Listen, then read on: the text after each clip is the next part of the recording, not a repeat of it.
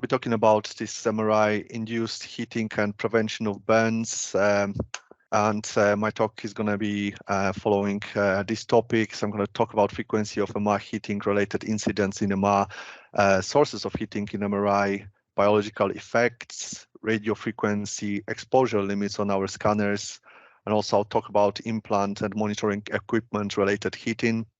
And finally, I'll talk about our RF burns and prevention strategies in MRI. MRI overall are the most frequently reported incidents that we face with, and this is true in UK and worldwide. We are expecting around 40 to 70% of all the incidents being actually RF related burns, and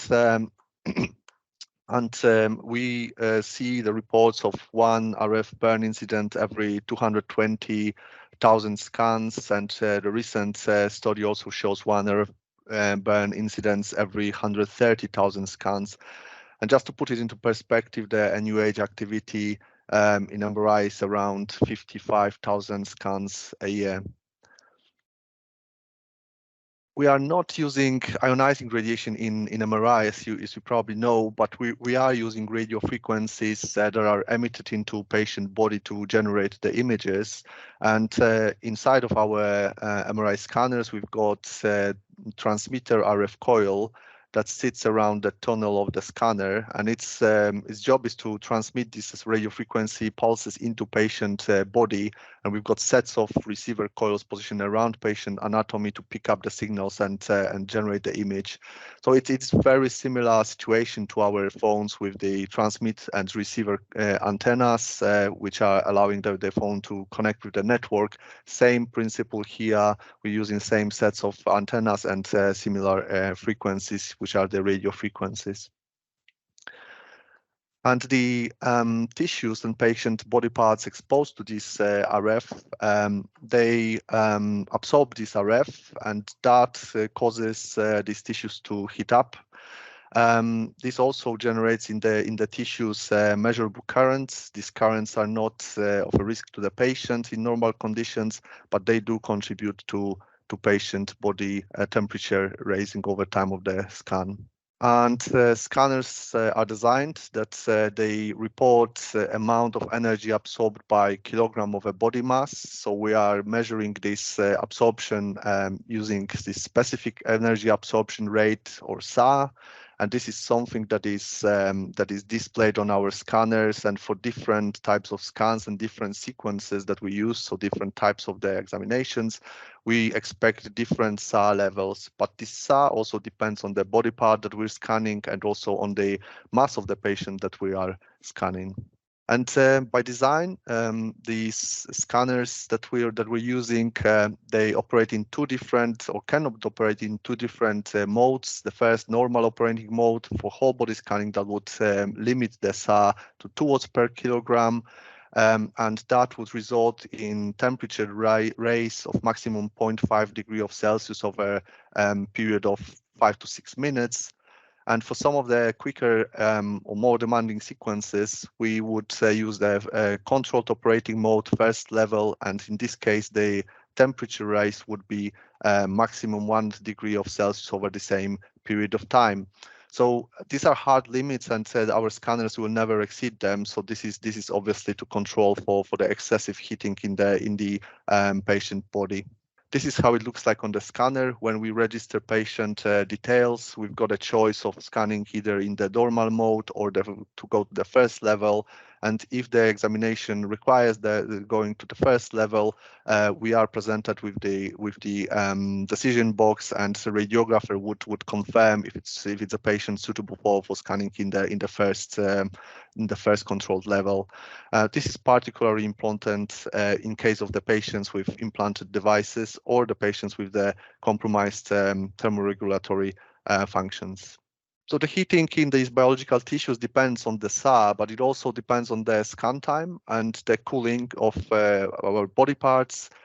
This is also why we keep our scanner bore ventilation up. We're trying to make sure that this cooling is effective, and it also depends on the tissue type. So the temperature raise in the tissues over time is expected to vary depending on the tissue type that is being exposed to this RF. It also depends on the size of the patient and clinical conditions as well. But in the case of the adult being scanned, we've got our power absorption by the body mass and the heat loss, and the resulting difference between these two is positive. So we expect this body habitus to heat up and the tissue's temperature to go over to increase over scan time. But this is very different in patients, for instance, pediatric patients, where the ratio between body mass and the skin surface is very different, and it's actually favorable in this case. So we see that actually the heat loss is expected to outweigh the absorbed RF power, and we're actually worried about this tissue to be losing heat, which is why we would consider blankets, we would consider also wraps and thermal mats if required. Another factor to consider is the position in the scanner itself. The closer of the body anatomy is to these walls of the scanner and the transmitter coil, the higher the chances for localized heating, and these effects are especially important to keep in mind for the bigger patients, for the bigger body habitus, and for the positioning of the patients next to the scanner bore walls. Another limit that we also have to work towards is the specific energy dose, SED, and this is a product of the SA and the total scan time. And the limit is an equivalent of scanning somebody continuously at 2 watts per kilogram SA for continuously for 2 hours. So that is very unusual to scan somebody that long continuously at that SA. Nevertheless, this would be a limit, and we wouldn't be able to carry on with scanners that would be longer than that at that SA level. So moving on to patients with implanted devices and devices positioned around patient body. These can also pose heating risk and burn risk, because these electrically conducting metallic devices can effectively work as an antenna and pick up these radio frequencies quite efficiently. So we are worried about particularly about elongated conducting structures, perhaps in the patient body. So implants in the patient, but also cables that are positioned around, and any metallic devices around patient themselves, because they have potential to heat up significantly over a short period of time. This is an example of testing such a device. This is a temperature plot of a cable that is of a lead that is measured in the water bath, and you can see that actually the temperature, which is this y-axis here, increases rapidly when exposed to the RF in the scanner. And that's actually occurring over seconds. So this is very quick. This can be very quick effect, and these devices can heat up quickly by tens of degrees of Celsius in some cases. This raised to temperatures would have a potential to damage various tissue types, including skin, over reasonably short periods of time. So this plot is basically the time that is required to cause this damage to the tissue for different temperatures. And if you think about it, the normal scan time, the whole examination could be half an hour or even an hour, but the particular sequences, which are these particular chunks of the scanning times, would be a couple of minutes long anyways. So for these devices, if they were in contact with the patient body and tissues, we definitely have potential for causing irreversible damage to these tissues. So now that obviously poses a challenge, because nowadays pretty much a quarter of our patients would have an implanted device in their body.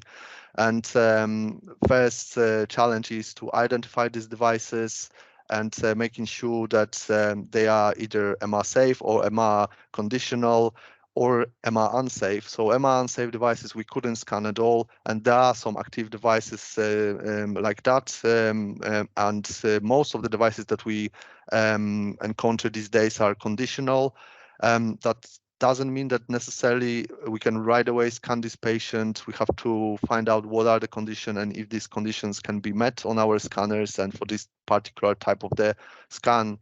So one such example could be vagal nerve stimulators, which usually have an exclusion zone in the chest region of the patient.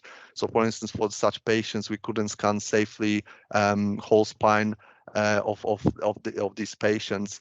We could scan head, we could scan lower part of the spine, but not the full spine, for instance, or the chest area.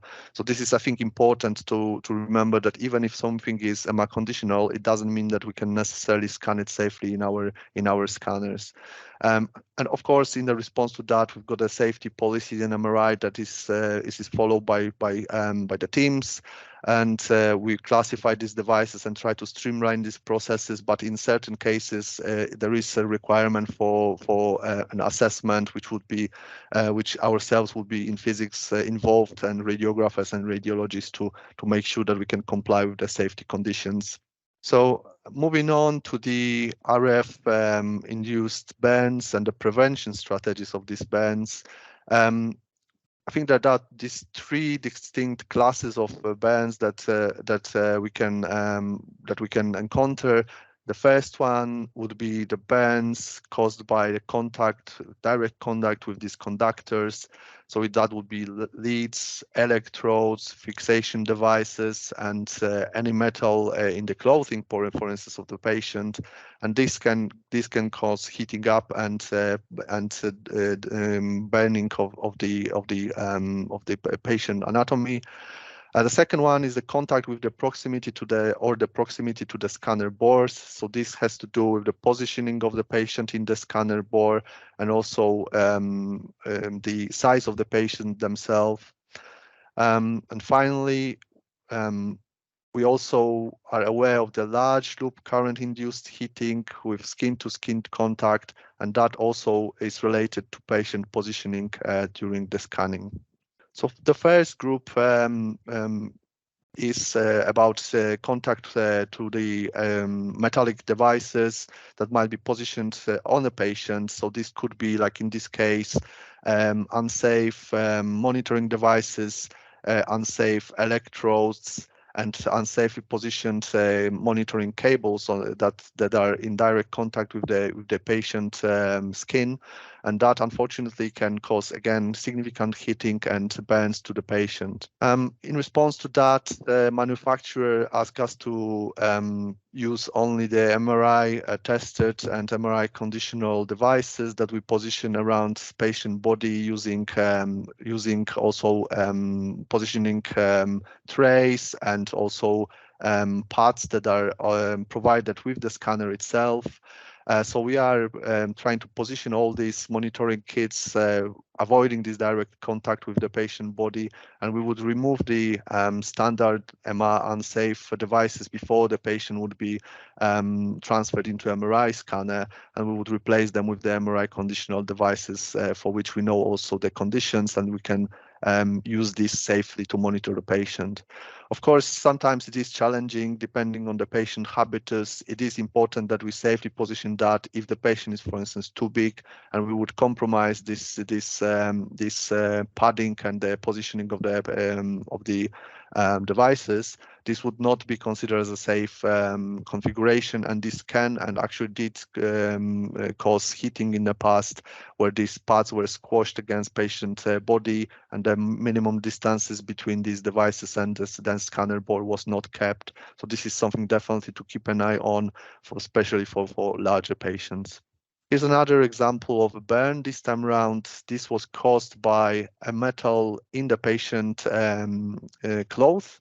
So this was actually a silver mesh that was in patient t-shirt, This was like a sport type of a T-shirt with this mesh that is part of it as a as the antimicrobial effects, but unfortunately these fibers have potential to also heat up, and in this case they caused these burns to the side of the patient. It's worth to mention that this patient was also scanned under general anesthesia and could not report any heating sensations or burning to his body. Of course, he was unconscious, and this is unfortunately this material was with a contact with the skin for the whole duration of this scan. This is another example of a tragic and catastrophic burn caused by a pulse oximeter that was left on patient wrist, and this one was wrapped and covered by patient clothing, and it was not declared during the passover of the patient to the MRI. And unfortunately, this device was unsafe and resulted with really significant heating throughout the scanning, and caused these catastrophic burns to this patient. Yet another example of patient with some body anatomy exposed to direct contact with this time with the leads of the monitoring devices, and you can see that the contact with these leads, which heated up during the scan, there was significant burn and occurring, and this sort of elongated and round types of burns quite often can appear at the direct contact with the lead that would be positioned directly near the patient body and with the direct contact of the cable and the skin.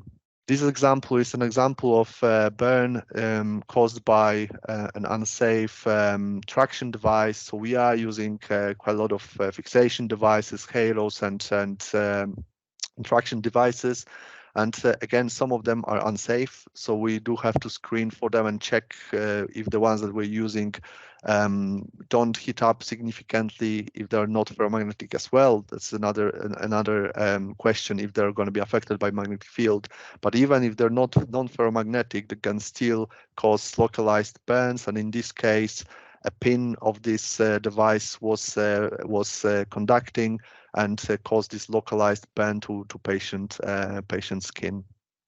Here's an example of yet another incident caused by ICP transducer in MRI. So unfortunately, in this case, the transducer scanning conditions were not followed. So this device is actually MR conditional and can be safely scanned in the MRI.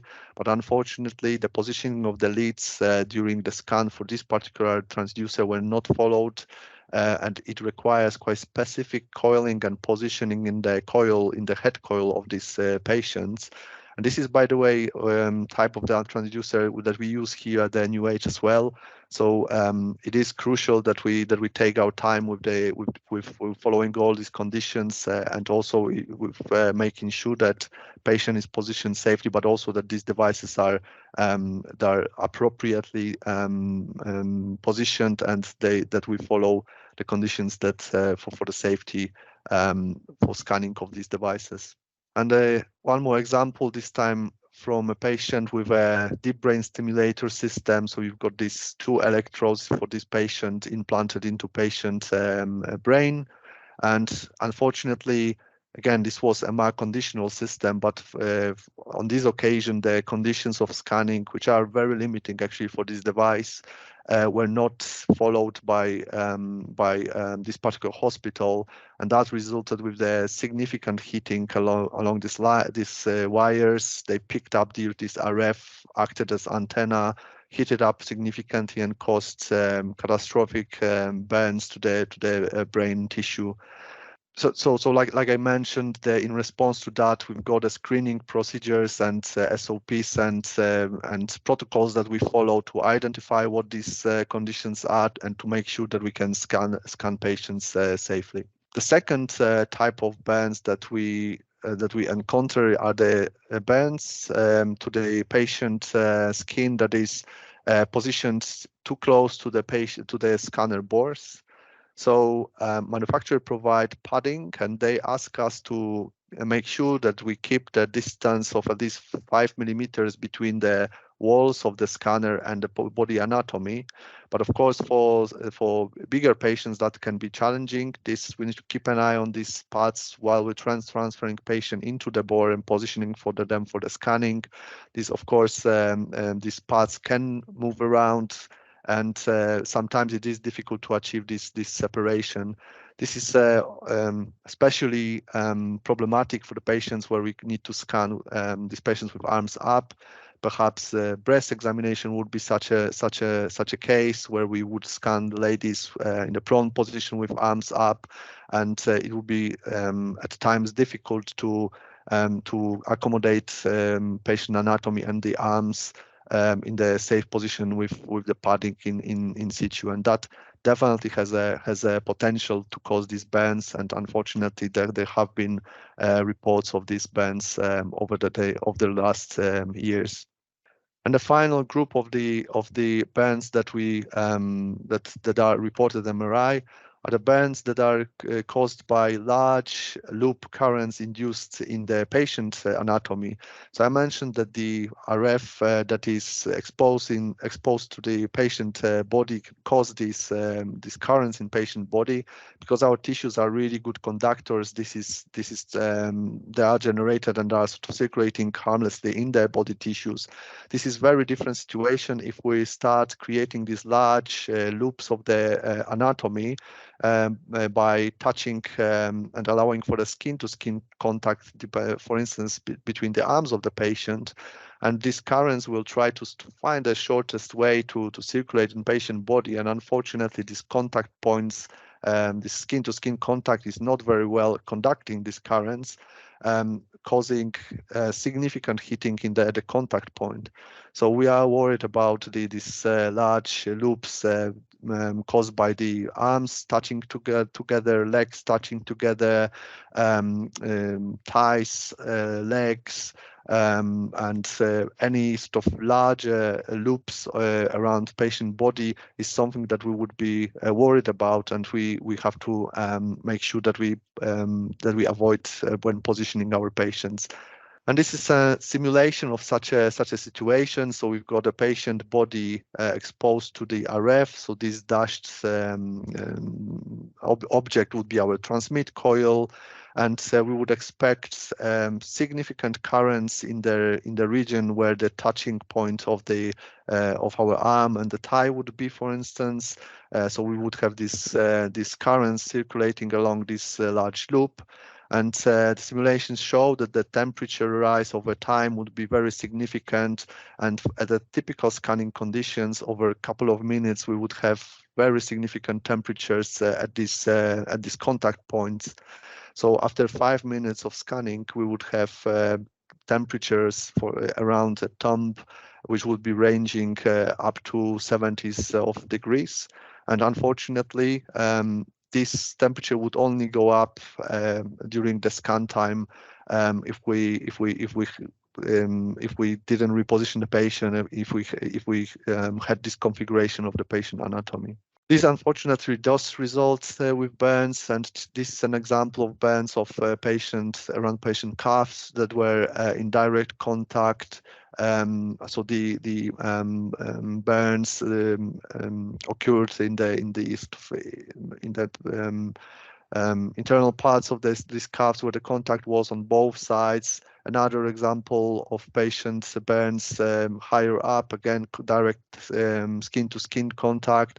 I want to also point out that some of these cases actually were in awake patients, so the patients might also not be aware of this burning, and this burning sensation can actually be, and the burning can occur in the part of the anatomy that is not very well, that doesn't have many heat and pain sensors. So actually these burns can evolve over time after the scan without patient initially being aware that this burn is occurring, and that they there was a significant heat in this area.